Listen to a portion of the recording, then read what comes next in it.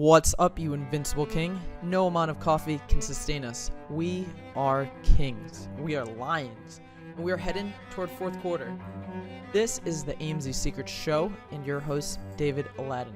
We are live at the International Command Center, Outpost 57, Podcast 57. I've built this show to jump past the basics and into the front lines of Amazon. Let's be the Isaac Newton. Let's be visionaries. Let's push ourselves to hit our limits and exceed our own expectations. I've already 5x'd my business, and many others have too.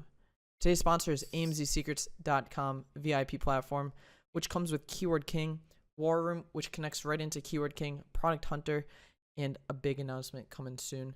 We've built our own tools with proprietary algorithms in conjunction with Amazon's A9 algorithm, and we use them to create more sales and make better decisions. You can get your invite to the platform at amzsecrets.com. Today's episode 57, is fourth quarter strategies on Amazon. And I am the real Santa Claus. What? It's been a crazy ride so far, and it's just the beginning. Christmas, Black Friday, Halloween, Cyber Monday, Hanukkah, Thanksgiving, New Year's. They're all coming. That's a lot of holidays. War is here. But in all honesty, think about it. As a kid, we all grew up wondering how Santa Claus delivered gifts to everyone's chimney on Christmas Day, or for Hanukkah, whatever holiday that you celebrate. How he had his elves working nonstop over at the North Pole. But in reality, it's literally us. We are Santa Clauses. We're the businesses that are working 6 to 8 months before this crazy holiday starts. And we're preparing night and day and doing all the little things that need to happen in order to get it right, in order for kids to believe in Santa Claus. And I've never looked at it this way. Life was like a box of chocolates. You never know what you're going to get. So, fourth quarter is coming. Christmas is coming. For all the non-Americans listening to this podcast, you probably think that us Americans are absolutely crazy and ridiculous because we got these 6 holidays sequenced in a row, not including birthdays that people have and seasonal changes. That's a lot of stuff. Some sellers absolutely focus on Halloween. It's their gold mine. They might pull in insane amounts, and that it's this one holiday that they just target. They do an extreme amount of work with thousands of variations of costumes and masks and fake blood. You name it, they sell it. For me, fourth quarter preparation began in May. I started doing projections based on previous year numbers, which wasn't all too much data. My brand's journey, if you recall, it started in August, and I was going into fourth quarter with 1 SKU at the time. This time around, I'm at 18 SKUs. That's 18 times the amount of data this time around. My order for fourth quarter was placed in early July in order to beat the orders by some of the competition, but just ultimately to ensure that I would be able to fill the potential demand. As fourth quarter comes, the manufacturers definitely get a lot more orders, so you want to place your order early. And that's absolutely what I did this time. So my order was placed in early July, and it feels all too last minute now. It's September 21st. My order is supposed to finish by October 8th to 14th. That's pretty close to the holiday season. Halloween is October 30th, I think. Might be October 31st. It's October 30th. But I'm glad I put the order in that early, because you can see if I placed the order in September, it wouldn't finish till like December or whatever. And I also created a contract with them that said they have to finish by September 30th. So this put good pressure on both sides to get the job done. Shipping wise, since I ordered such a significant amount of inventory, I'm having my first go at ocean freight, because ocean freight, it's just a lot cheaper. I'm doing a double swing at it. I've calculated the current velocity at which I'm selling at And for now, I've doubled that number for each SKU, and I'm sending that via the air freight. And the rest of it is going via ocean. So basically, I split my invoice into two, and I'm shipping air and ocean at the same time. Because you just save a ton more money. As for the rest of the units, they will take their journey through the ocean, past many whales and sharks, to eventually arrive at the same destination. Numbers wise, air freight is very expensive. It will cost me 3 to 5 times more via air than ocean.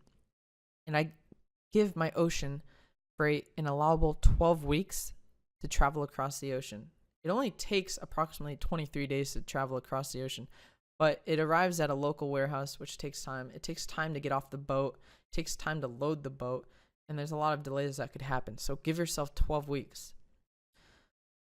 And then there's that time it takes to go from the local warehouse in the US to go into straight to Amazon.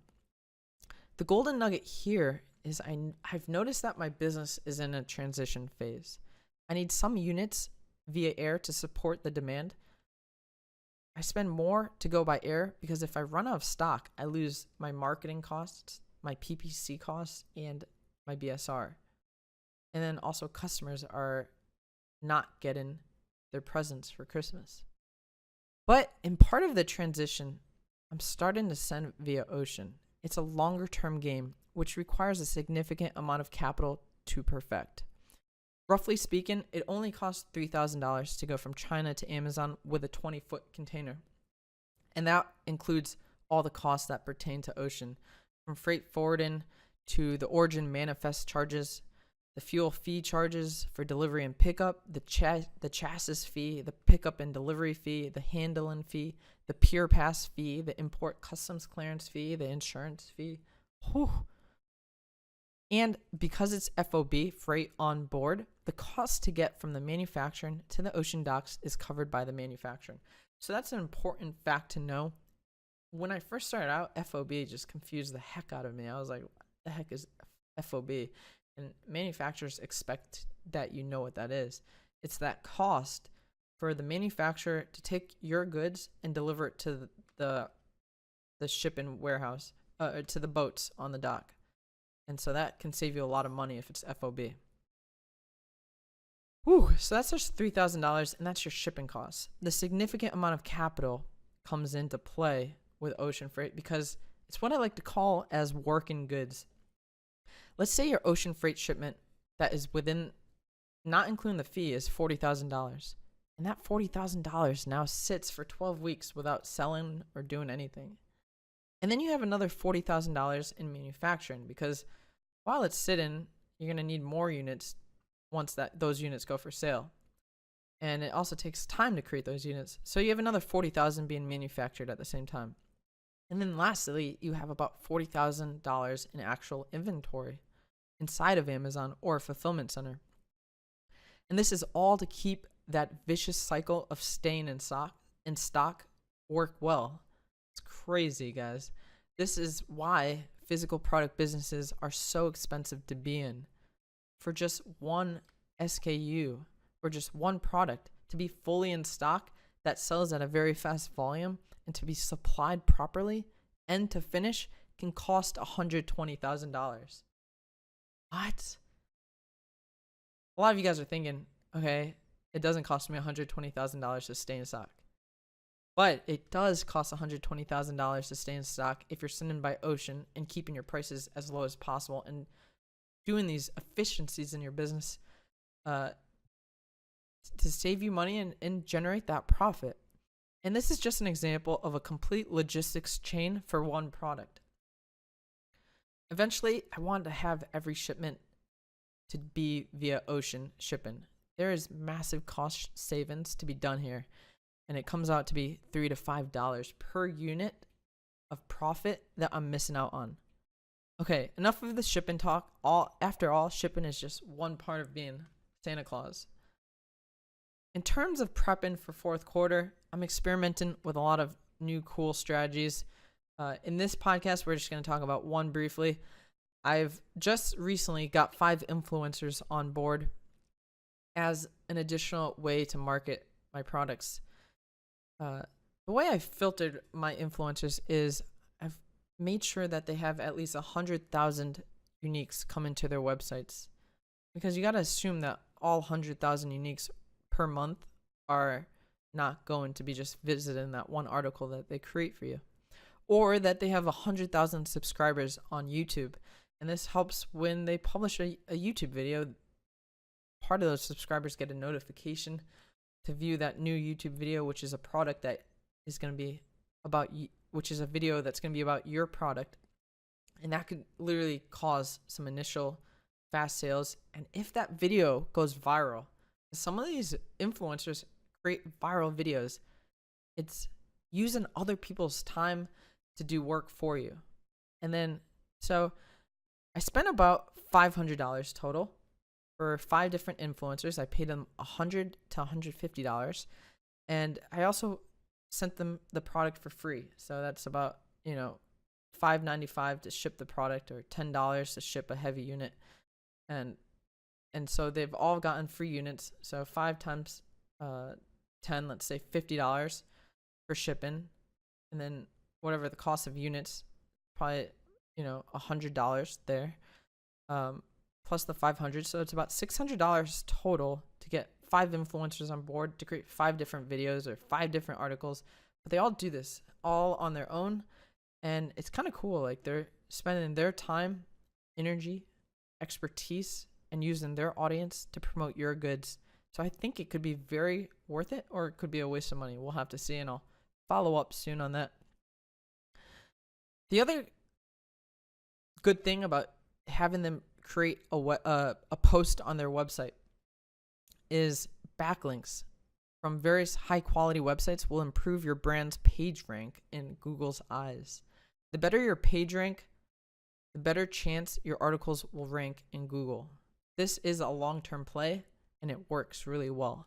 So recently there was a lot of controversy that was created in episode 54, where I go into detail on how website sales hurt Amazon sales. And I still strongly believe that they do. Long story short, they mentioned people complain that if that was true, then why do you have a website, David, if you're just redirecting traffic to Amazon?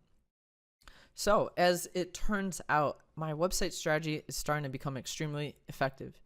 And I guess it's hard to see the full picture unless I talk about all the different aspects. So I reported about 3 months ago how each article was being written over there, and they were getting about 300 views per post. Each article serves the product line by describing features. It might be like the best pencil of 2017. Like, that might be the article title. And each article is getting about 300 views. And that was 3 months ago. Now, each article is getting about 700 to 1,000 views. And so each article is its own marketing influencer. It's like having an influencer, but each article is its own influencer. It's really cool. And so I'm comparing products. I'm listing other products that compare to my product. I describe features. I might say it's like the best pencil. I might say it's the best pencil for school. You could create long tail titles which will rank differently in Google and people search for different keywords all the time. So you need to wisely choose what you think people are searching in respect to your product. So the more high quality articles about your product and the more organic traffic will come to your site. Now, it just becomes a game of numbers at that point. Once you have this Google authority, Google acknowledgement of your website, and they like your website, they'll keep sending more traffic to your website. So it's all about creating high quality content. And they will send you free traffic after that. And it's more traffic to your e-commerce store or your Amazon listing. You choose. With your website, you have full control over where you can send your traffic to, and even earn affiliate commission for the products outside of your brand that you're comparing it to. It's a win-win. That's all for us being Santa Clauses and that topic. Today's Amazon News Flash, which we're going to start adding at the end of the podcast because it's just more relevant at the end. and so you guys can get the info right away, which is related to the title that you're clicking on, which I think will improve, just improve the listenership. So today's Amazon news flash is by Business Insider. Amazon Echo owners are spending more money on Amazon. If you're tuning in live, I've got the article posted to the right of the video. Amazon Echo owners tend to spend more on Amazon's Echo than they did before they owned the device, according to NPD research. The voice-activated Echo allows owners to place orders on Amazon without needing to go to the app or the website. The Amazon Echo is driving sales up. There's a pretty cool graph. Q1 of 2012, $7 for Amazon global retail revenue. And then in 2016, it's shown $21 per customer. That's a 3x increase based on the graph. Amazon Echo owners spend more money. Owners of an Amazon Echo device spend about 10% more on Amazon than they did before they had the device. They also shop more frequently. Echo owners purchase from Amazon 6% more often than they did before. Those are pretty good stats. So what does this mean, David? Amazon is strategically figuring out ways for its Prime members to buy more. So even if they sold the Echo at a loss, they would make it back via sales on their website in the long run. It's been a known fact that customers buy more when they are a Prime member, but this is just one-ups on their brand. Now the goal for Amazon is how they can get an Echo to every single Prime member. I expect the Amazon Echo to go down in price further to further support the Amazon brand. With new competition like Microsoft Home, they need to get this out faster than ever, because if they can become the market leader in the long term, it just means more Echoes being sold. This also goes back to a strategic point for sellers. Since there's no interface to browse through products, Amazon created Amazon Choice, where it's either curated by Amazon, the Amazon team, or it's algorithmically decided, where Amazon picks the best products per category of item.